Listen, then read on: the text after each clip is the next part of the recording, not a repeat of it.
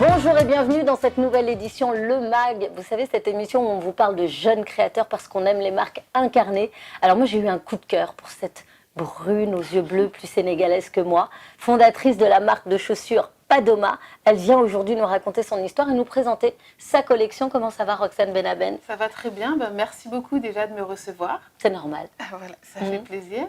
Et surtout que, on s'était rencontrés, on avait bien échangé et bien eu un petit coup de cœur. On s'était rencontrés à l'occasion d'un événement organisé par un ami qui s'appelle Case Loom. C'est ça. Et je me souviens, sur le départ, tu étais venue me voir et tu m'avais parlé de ta marque de chaussures. Voilà, parce que je me suis dit que ça pouvait te plaire, que je t'avais déjà vu porter de belles chaussures, donc je me suis dit, ce serait bien que tu portes les miennes aussi. Ouais. Et je me suis dit aussi, voilà, comme il y avait le Sénégal qui était mis en avant, que ça te parlerait. Exactement. Forcément. Exactement. Ouais. Qu'est-ce que tu es allée faire au Sénégal? Parce que je dis que tu es plus sénégalaise que moi. Pas vraiment, mais quand même, tu connais quand même bien le Sénégal. Tu y as vécu un peu? 1 an. En fait, j'y suis allée la première fois vraiment sur un coup de tête. On m'a proposé d'aller 6 mois diriger une association. Ouais.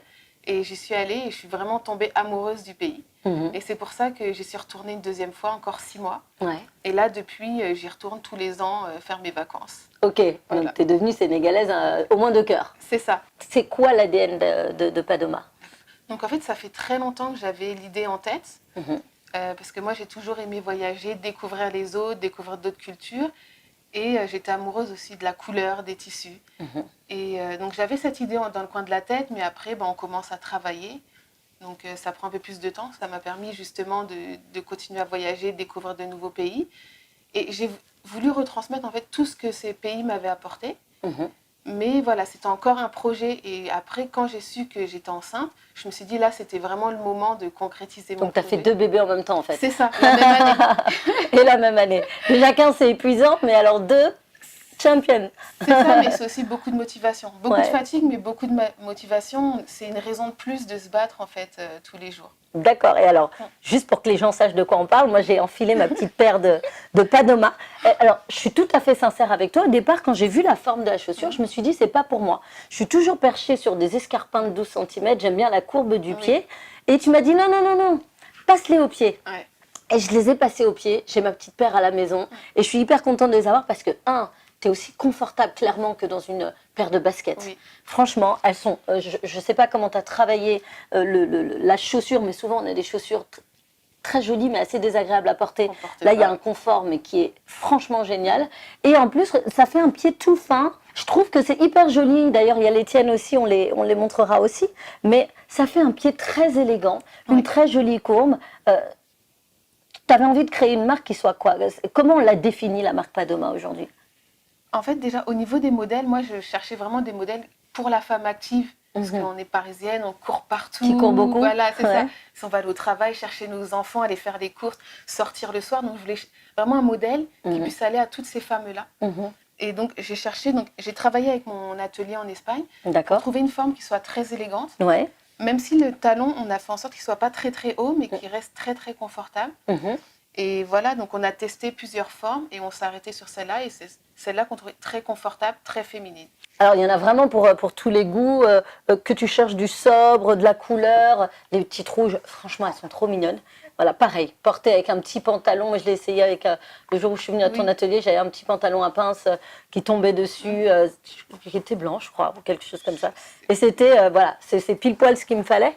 Tu as aussi des modèles qui sont un petit peu plus, peut-être pour la femme de 40-45 ans. Ça. Voilà, en fait, tu couvres un peu pour tout le monde, quoi. En fait, oui, on a voulu représenter toutes les femmes, en fait. Ouais. Pas se dire on veut que les femmes de 30 ans, mais vraiment toutes les femmes qui sont actives, qui veulent se sentir belles et avoir quelque chose d'original à leurs pieds, qui sortent un petit peu de l'ordinaire. Ouais. Et donc voilà, qui veulent avoir une touche d'évasion quand elles vont au travail aussi. En se disant, je regarde ça, ça met de bonne humeur. Ça met de bonne humeur. Voilà. Bah oui, parce qu'aujourd'hui, la mode, ça doit plus être juste quelque chose que tu portes pour porter. C'est ça. Quand il y a une symbolique, une éthique, une histoire derrière, c'est quand même plus sympa. Juste sur les matières, là, c'est du cuir. Hein. Tu as dit que tu mélangeais donc le wax ou le tissu au cuir. Au cuir. D'accord. Et c'est fabriqué par qui? En fait, c'est un atelier dans le sud de l'Espagne. En fait, c'est vraiment une très belle rencontre. Ils ont vraiment cru au projet tout de suite. Et donc, j'ai travaillé avec eux. Et en fait, le cuir aussi est produit localement, à côté de l'atelier. Même les boîtes qu'on utilise sont produites juste à côté. Parce qu'on voulait aussi limiter l'impact environnemental. D'accord, super, génial. Bon, Ouais. alors revenons un petit peu sur ton histoire parce qu'on a été un peu bref D'accord. sur le Sénégal. Moi, ce que je veux comprendre, c'est combien de temps ça t'a pris pour développer ta marque? 2 ans, à peu 2 ans? près. 2 ans, parce qu'il y a eu un bébé entre-temps, donc forcément, ça prend un petit peu plus de temps. Oui. Mais entre dessiner les modèles, choisir les tissus, lancer vraiment la marque, lancer la campagne de crowdfunding, etc., sensibiliser les gens autour de moi, ouais, 2 ans. 2 ans. Ouais. Et alors, Padoma, ça veut dire quoi? C'est faire un pas vers le monde. Un pas vers le monde. Ouais, Ça, un c'est pas génial. vers l'autre, un pas vers le monde. D'ouverture. C'est C'est ça. un peu ce qui te définit. On Parce va... qu'on te voit, t'as l'air timide, t'as l'air calme. Mais en fait, moi, quand je t'ai vu, t'étais une vraie rebelle, quoi. C'était, moi, je veux que le monde entier porte mes chaussures Padoma. C'était Ouais. un peu ça. En fait, c'est vraiment des valeurs qui sont importantes pour moi. Déjà, le partage, la générosité, et c'est ce que j'ai voulu retransmettre à travers les chaussures. Ouais. Voilà. Et ce que j'ai envie aussi que les gens comprennent. Un pas vers l'autre. Hein. On va toujours vers l'autre. On va Ouais. vers les, voilà, des petites marques comme les tiennes pour rencontrer, comprendre C'est ça. l'histoire qu'il y a derrière. C'est ça. Voilà, on s'enrichit de l'autre. C'est plutôt un beau message. C'est ça. Et Hein. vu qu'en, enfin, ça se voit pas vraiment, mais moi aussi, je suis de famille métissée. Moi, ma mère est des Antilles et mon père du sud de la France. Je confirme, ça se voit pas trop. Mais c'est pas grave.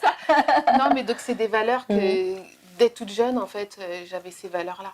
2 ans pour lancer ta marque, on se dit, bon, c'est court et en même temps, ça peut être très long si on est impatient, mais tu as forcément eu des hauts et des bas. Il n'y a pas un moment où tu te décourages, tu dis, je ne vais pas y arriver, j'ai ce rêve en tête, mais c'est plus compliqué que je ne pensais. Si, parce que déjà au départ, on part, on se dit, bon, dans 6 mois, c'est lancé. Ouais. Sauf qu'au final, ça prend beaucoup plus que 6 mois, parce que déjà, trouver un atelier avec qui travailler, c'est déjà un gros problème, parce que souvent, soit ils vont pas croire au projet, ou ils vont nous faire des produits qui sont pas de la qualité qu'on veut.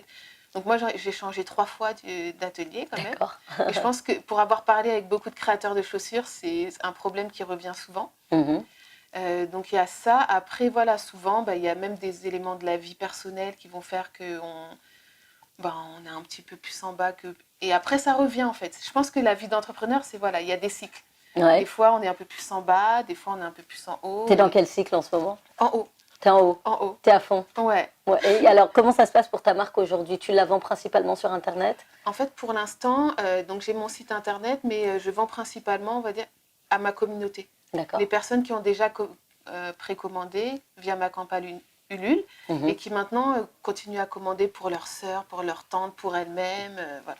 Alors intéressant parce que tu parlais tout à l'heure d'avoir fait une campagne de crowdfunding. Oui. Crowdfunding, c'est toujours un mot que j'ai du mal à dire, mais crowdfunding, en fait une campagne voilà, participative. C'est ça. Et ça a marché pour toi? Tu as réussi à réunir les fonds C'est ça. nécessaires? Moi, c'était en termes de... C'est un nombre de précommandes. D'accord. Donc j'ai réussi et même à la clôture, il y a des gens qui m'ont contacté, m'ont dit oh, j'ai raté la date, est-ce que je peux... Bien sûr, tu peux toujours précommander. Tu t'attendais à avoir combien de précommandes pour te lancer? J'en ai 70. C'est génial. Ouais. Et tu as réussi à faire les 70 ça, ouais. sur une plateforme dédiée, Ulule. Voilà. Et tu as réussi à lancer ton projet comme ça. Comme quoi, il ne faut jamais se décourager. Il y a toujours des astuces.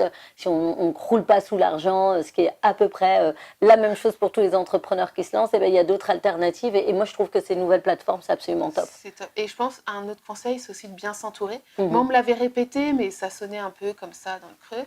Et c'est vrai, moi, j'ai la chance d'avoir ma famille, mes amis qui sont derrière moi. Et je pense que ça aide beaucoup. Ouais. Donc, voilà, sans ça aussi, ça serait plus compliqué. Ça a été quoi le moment le plus difficile pour toi tout au long de ce projet? Non, mais vraiment, le moment le plus dur, c'est quand ma mère était à l'hôpital pendant 1 an. Donc ça, forcément, c'était...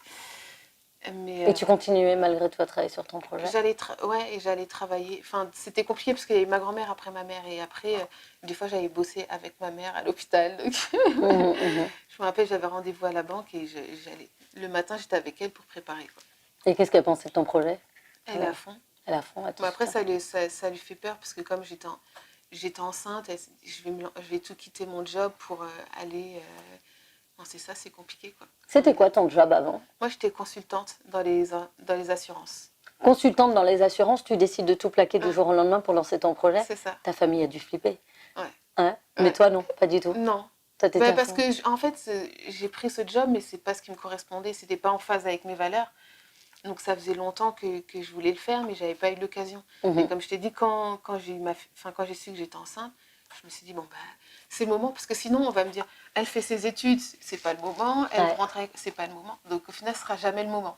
Donc, voilà. Et est-ce que tu te dis que tu es heureuse aujourd'hui d'avoir accompli tout ça? Oui. Ouais. Je suis fière. Tu es fière? Ouais. Tu es fière. Il y a eu tous ces moments où tu t'es regardé dans le miroir, tu t'es dit c'est dur. Et là aujourd'hui, tu peux enfin te dire je suis fière de moi. C'est ça. C'est ça c'est cool parce qu'on a tendance vraiment à regarder le verre à moitié vide, jamais à moitié plein, jamais ce qu'on a accompli. Et c'est bien de se dire ça. C'est bien de dire ce que tu es en train de dire, de l'assumer et de se dire voilà, j'ai travaillé et je suis contente du résultat. Qu'est-ce qu'on peut te souhaiter de mieux aujourd'hui? Que ça continue à grandir, qu'il y ait de plus en plus de gens touchés par la marque. Ouais. Voilà. Tu travailles déjà sur ta future collection? Oui. Alors c'est quoi le challenge? C'est un autre tissu? C'est une autre forme? C'est quoi? En fait, je vais rester aussi sur des basiques parce que ça sera mon intemporel, même s'il y aura des retravails sur les talons, mais j'en dis pas plus.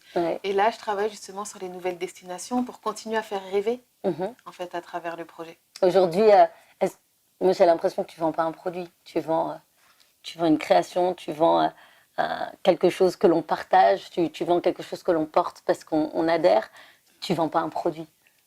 Non, oui, c'est plus le message qu'il y a derrière et tout ce qu'il y a derrière, voilà, c'est ce qui me correspond. Et je pense que dans la société dans laquelle on est, ça correspond à de plus en plus de gens parce qu'on est tous métissés, on côtoie, enfin voilà, on est tous pas habités, mais enfin voilà, on est impacté par l'autre, par les cultures des autres, et voilà, c'est ce qui fait aussi notre force. Et on le voit beaucoup à Paris, on est dans une société multiculturelle et c'est ce que j'ai voulu retransmettre aussi à travers les chaussures. Bah, c'est plutôt réussi. Moi, en tout cas, j'ai eu un véritable coup de cœur pour ta marque, un véritable coup de cœur pour toi.